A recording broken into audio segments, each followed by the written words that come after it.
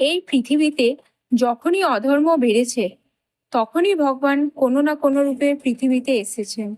আর এই সব অবতারের মধ্যে সবচেয়ে মধুর, সবচেয়ে প্রেমময় অবতার হলেন ভগবান শ্রীকৃষ্ণ।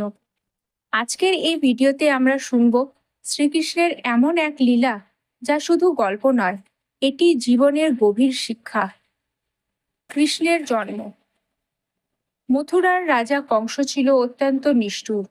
তার বোন দেবকীর বিয়ের দিন আকাশবাণী হলো দেবকীর অষ্টম সন্তানই কংসের মৃত্যুর কারণ হবে। এই কথা শুনে কংস ভয়ে কাঁপতে লাগলো। সে দেবকী ও বসুদেবকে কারাগারে বন্দি করলো। এক এক করে দেবকীর সন্তানদের হত্যা করলো কংস। কিন্তু যখন অষ্টম সন্তানের জন্মের সময় এলো, তখন চারিদিকে অলৌকিক ঘটনা ঘটতে লাগলো। কারাগারের দরজা নিজে থেকে খুলে গেল, প্রহরীরা ঘুমিয়ে পড়ল। সেই রাতেই জন্ম নিলেন ভগবান শ্রীকৃষ্ণ। গোকুলের শৈশব লীলা। বাসুদেব ছোট্ট শ্রীকৃষ্ণকে নিয়ে পৌঁছে গেলেন গোকুলে। সেখানে নন্দ ও যশোদার ঘরে বড় হতে লাগলো কৃষ্ণ। শৈশব থেকে কৃষ্ণ ছিলেন অলৌকিক।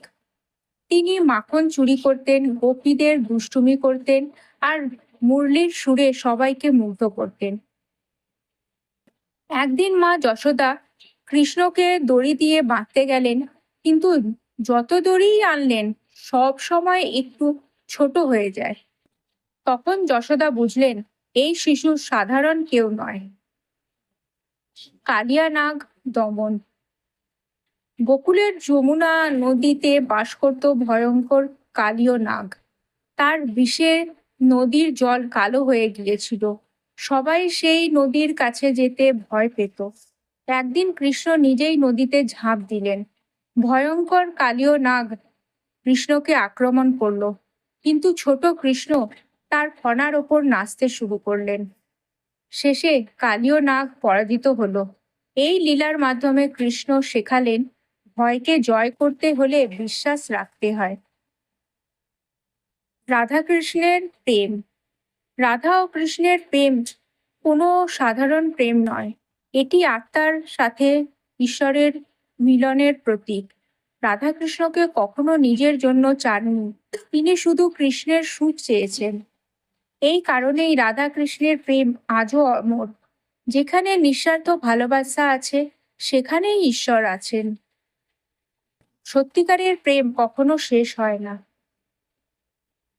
ভগবান শ্রীকৃষ্ণ আমাদের শেখান জীবনে যত কষ্টই আসুক, বিশ্বাস কখনো হারানো যাবে না, কারণ ঈশ্বর সবসময় আমাদের সাথে আছেন। আজকের ভিডিওটি ভালো লাগলে লাইক করুন, শেয়ার করুন আর সাবস্ক্রাইব করতে ভুলবেন না। কমেন্টে লিখুন রাধে রাধে।